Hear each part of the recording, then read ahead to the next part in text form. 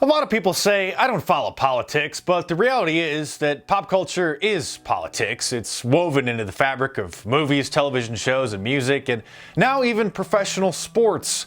Just as art imitates life, life imitates art, and what is often seen as mere entertainment actually functions as a container to deliver carefully crafted pieces of propaganda intended to influence the audience as much as it is to entertain them. Millions of people practically worship celebrities and blindly follow their lead, imitating characters' hairstyles, the way they dress, and even their attitudes and behaviors. People subconsciously absorb ideas and actions they see in the media and regurgitate them as part of their own personalities. While many celebrities engage in political activism as a hobby during their time off, the more subtle power of Hollywood is using entertainment itself to influence.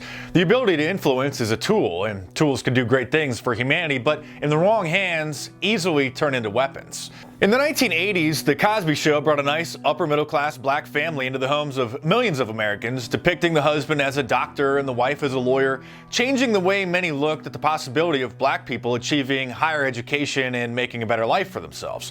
For Generation X kids who grew up during this time period, we watched He-Man and G.I. Joe cartoons, which always taught a valuable lesson, either through the plot line or a brief PSA at the end. So now you know, and knowing is half the battle, remember? Shows like Family Ties and Growing Pains often tackled serious issues kids and families sometimes faced, and as cheesy as those shows may seem today, by the end of the episode, there was an obvious moral to the story that undoubtedly, however subtle, affected millions of people in a positive way. And while there are still plenty of nice family shows on television today, they are surrounded by landmines consisting of the most degenerate characters and perverted plots one could imagine. Shows so vile that just a generation ago, it would have been unthinkable for major networks to air such content. A strategic and relentless campaign by LGBT activists has saturated television shows, movies, and even commercials with gay, lesbian, and transgender characters, which is the sole reason they become normalized in the minds of the masses. Despite denying there was a gay agenda, there are well-funded and highly organized groups that have been lobbying Hollywood studios to promote and celebrate such characters. America went from having one television per household in the 1950s, prominently placed in the family room, to children as young as 7 or 8 years old carrying their own TV around in their pocket and being able to watch practically anything they want with virtually no adult supervision. Not only has there been a stunning drop in the moral quality of content in recent years, the safeguards to prevent children from consuming it have all but vanished as well. Joshua Mirowitz, professor of media studies at the University of New Hampshire, pointed out that, quote, television dilutes the innocence of childhood and the authority of adults by undermining the system of information control that supported them. Television bypasses the year-by-year slices of knowledge given to children. It presents the same general experiences to adults and children of all ages. Children may not be able to understand everything that they see on television, but they're exposed to many aspects of adult life from which their parents and traditional children's books would have once shielded them. He continues, television and its visitors take children across the globe before parents give them permission to cross the street. How true is that? And he said that in a book that I've had since college, a book that was published back in 1995 when the internet was just in its infancy and a decade before social media would begin to wrap its tentacles around an entire generation of children. Today, kids have access to unlimited adult content in the palm of their hand, thanks to YouTube, Netflix, Snapchat, and the rest. Parents don't know what to do, and trying to shield the children from inappropriate content in today's online world would require living like the Amish. Pandora's box has been opened. Meanwhile, celebrities continue to speak out of both sides of their mouths, saying that entertainment inspires, encourages, and teaches viewers about life, while at the same time denying that it can influence anyone in a negative way. About 100 years ago, a British film industry paper called Bioscope once wrote that movies were the Christian church's legitimate competitor to molding the character of a nation. Since then, the church has lost out, and it's no longer a question which institution has more influence. The majority of people don't even realize what's happened. Professional hypnotherapist Dr. Rachel Copeland warned, quote, most people drift into a common everyday trance when they gaze into the light of the TV tube. Indirect hypnosis manipulates manipulates the minds of millions of unsuspecting viewers every day. Surreptitiously, subliminal persuasion leaves its mark upon the collective subconscious.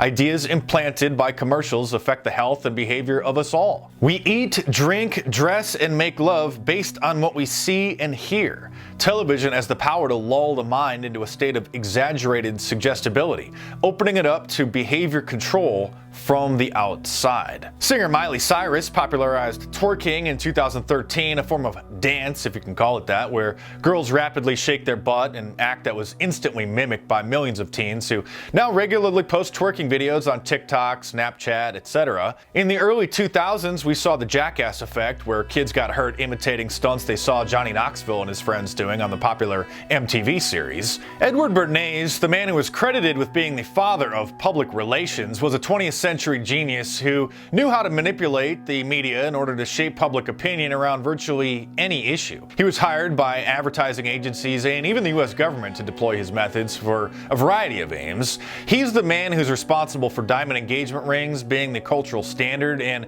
even convinced women that smoking cigarettes was an act of defiance against the patriarchy. The De Beers diamond monopoly and the tobacco industry paid him well for his ingenuity, and because of his knowledge of psychology and mass media, he was able to play the public like a fiddle through a series of carefully crafted press releases and ad campaigns. In his 1928 book, Propaganda, he admitted, quote, "Our minds are molded, our tastes formed, our ideas suggested, largely by men we have never heard of. In almost every act of our lives, whether in the sphere of politics or business, in our social conduct, or our ethical thinking, we are dominated by a relatively small number of persons who understand the mental processes and social patterns of the masses. It is they who pull the wires that control the public mind, who harness old social forces and contrive new ways to bind and guide the world." He even went so far as to say that those in control of the media constitute an invisible government, which is the true ruling power of the country. Entertainment rules America. Charlie Sheen made it into the Guinness Book of World Records as the person to reach 1 million Twitter followers the fastest, once joining. Ellen DeGeneres set a world record for the most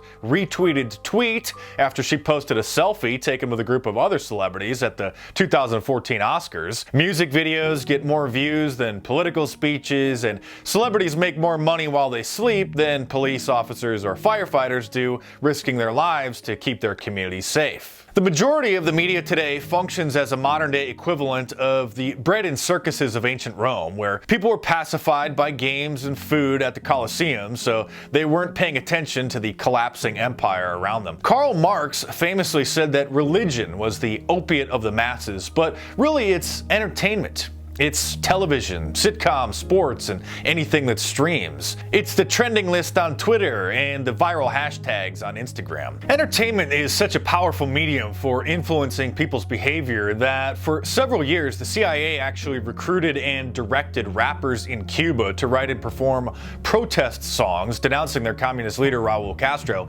in order to foment civil unrest and erode support for his regime. It may seem like the plot out of a movie, but declassified documents obtained by the Associated Press years later show that's exactly what they did. The CIA had a budget of millions of dollars for this program and used a front company, which is commonplace, named Creative Associates International in order to conceal their activities. They literally created a talent agency to mold the music and careers of artists they thought could be used to influence Cubans to rise up against Raul Castro. Similar operations have been run in America. Shortly after President Trump's inauguration, the DJ Moby, who was fairly popular in the early 2000s, revealed that he had been in contact with active and former CIA agents who confirmed to him that Russia was blackmailing Trump and said that they needed his help to get the word out. Deep state operatives reaching out to celebrities hoping to use them to smear Donald Trump. And that's just the tip of the iceberg.